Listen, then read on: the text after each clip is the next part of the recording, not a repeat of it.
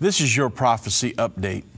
In Daniel chapter 9, verse 27, it foretells that the Antichrist will confirm the covenant with many for a 7-year period, just prior to the second coming of Jesus Christ.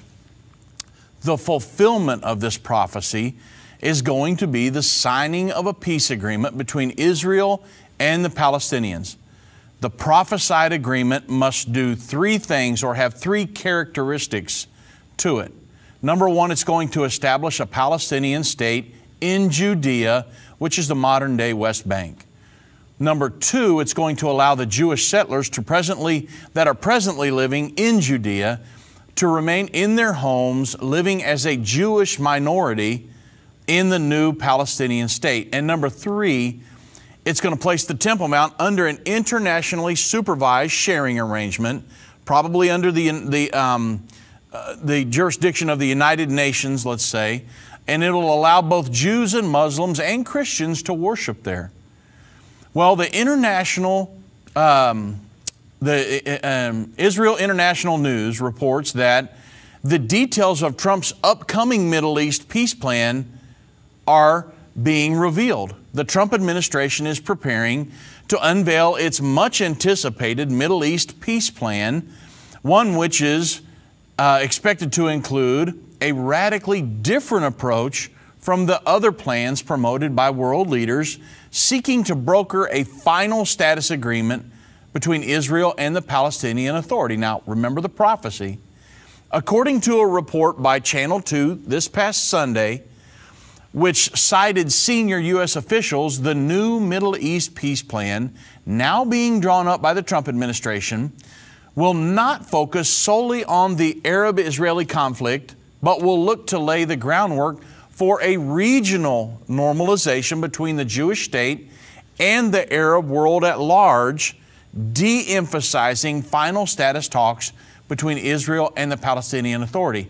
Unlike past efforts or past plans that have been laid out, pushed by the France, U.S., the U.K., and the Middle East Quartet, a body including representatives of the U.S., United Nations, the European Union, and Russia, the U.S. will not make any demands of either Israel or the PA, but instead they're trying a different approach. They're going to attempt to facilitate final status talks between the two sides, encouraging negotiations rather than imposing a framework for an agreement. The U.S. officials specifically stated that the Trump White House wishes to avoid a take it or leave it approach to the peace talks, because that's a lot of times that's where it's broken down in the past. And the Trump administration officials emphasized that the White House has no plans to impose a timetable for an agreement, because it just kind of relieves the pressure of the situation, or a lot of the pressure, and it really helps out in negotiations. And they're not going to impose an agreement. They're definitely not going to impose an agreement on both sides, which has been tried in the past and obviously failed. So the White House officials say that they believe that the Palestinian Authority chief, Mahmoud Abbas, is serious about establishing a legacy and is prepared to reach a deal with Israel. He said, if the situation was different, we wouldn't be wasting so much time and resources in the area, one of the officials said. And the officials also noted that the White House remains sensitive to Israel's security needs, because they have to have defensible borders and things, as communicated by Benjamin Netanyahu, the Prime Minister of Israel, to the Trump administration.